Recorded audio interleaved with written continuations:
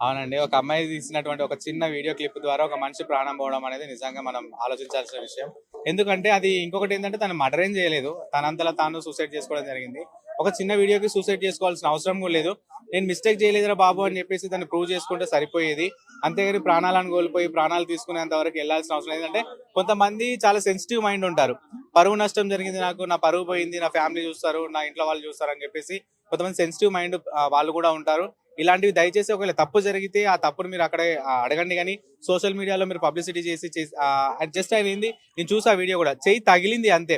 కావాలని పర్టిక్యులర్‌గా అదే టైంలో అదే పనిగా ఆయన చెయ్యి తగిలించడం అయితే జరగలేదు. జస్ట్ వీడియో ఉన్నటువంటి 30 సెకండ్స్‌లో ఒకసారి చెయ్యి తగలడం అనేది సహజం. ఎందుకంటే బస్‌లో చాలా మంది ప్యాసింజర్స్ ఉంటారు. అమ్మాయిలు, అబ్బాయిలు అని చెప్పేసి ఫ్రీ టికెట్స్ వచ్చినప్పటి నుంచి కూడా ఇలా జరుగుతున్నాయి మన తెలుగు రాష్ట్రంలో గూడా.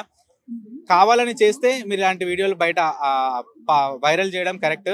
కానీ తను కావాలని చేసినట్టుగా మాత్రం ఎక్కడ అనిపించడం లేదు, కనిపించడం లేదు. ఇంకొకటి మీరు చనిపోవడం అనేది కరెక్ట్ కాదు. వాళ్ళ కుటుంబానికి మాత్రం చెప్తున్నా. ఆయన మనిషికి ఇప్పుడు మనం చెప్పలేం గానీ, ఆయన ఎటువంటి తప్పు చేయలేదు. మీరు దాని గురించి మీరు బాధపడాల్సిన అవసరం లేదు.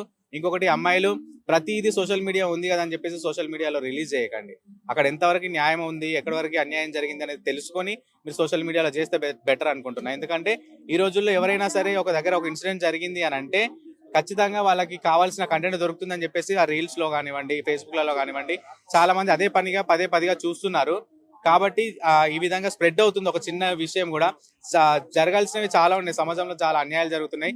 దాని మీద రియాక్ట్ అవ్వండి. ఆయన చేసింది ఒక తప్పు కావాలని చేస్తుంటే మాత్రం వాళ్ళే వెళ్ళి కొట్టి చంపేసేవాళ్ళు.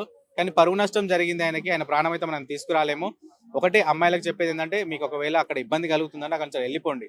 అంతేగాని ఇలాంటి సోషల్ మీడియాలో వీడియోలు పెట్టి అది ఇంకా జనాలకి జరిగింది ఒకరి చేత జరిగితే 100 మంది కళ్ళకి తీసుకెళ్తున్నారు మీరు. అది ఇంకా తప్పు కదా. చేసిన వాళ్ళు ఒకరైతే చూస్తున్న వాళ్ళు వేల మంది అయిపోతున్నారు. ఇంకొకరు చేయడానికి భయపడతారు కదా. భయపెట్టడం అంటే కావాలని చేయలేదు కదండి. కావాలని చేస్తే వీడియో పెడితే అది కరెక్ట్. తను కావాలని చేసినట్టుగా ఎక్కడ కూడా నాకు కనిపించాలి. కావాలని చేయకుండానే ఆ అమ్మాయి వీడియో అంత పబ్లిక్ గా తీయాలి అనుకొని పబ్లిక్ గా పోస్ట్ చేయాలని ఎలా అక్కడే అనుకుంటారు? క్వశ్చన్ చేయకపోయింది. వీడియో అప్లోడ్ చేసిన వెంటనే బస్ దిగగానే బస్ దిగుతున్నారు కదా, గల్లబట్టి అడిగేది ఉండే చచ్చినోడు చస్తాడు, ఎట్లయినా చస్తాడు. చచ్చిపోయింది కదా వాడు ఎట్లయినా. కానీ నువ్వు క్వశ్చన్ చేయకుండా సోషల్ మీడియాలో పెడితే అది ఎంతవరకు కరెక్ట్. అంటే నువ్వు ఒక విషయం జరుగుతున్నప్పుడు దాని మీద కొట్లాడాలని నీకు లేదా? కొట్లాడాలి కదా. తప్పు జరుగుతుంది, అన్యాయం జరుగుతుంది.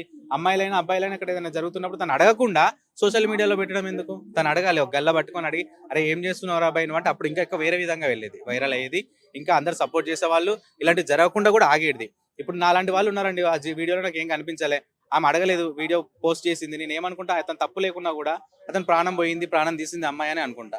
నువ్వు క్వశ్చన్ చేసి అడిగితే తను ఒప్పుకొని ఉంటే అప్పుడు బాగుండేది.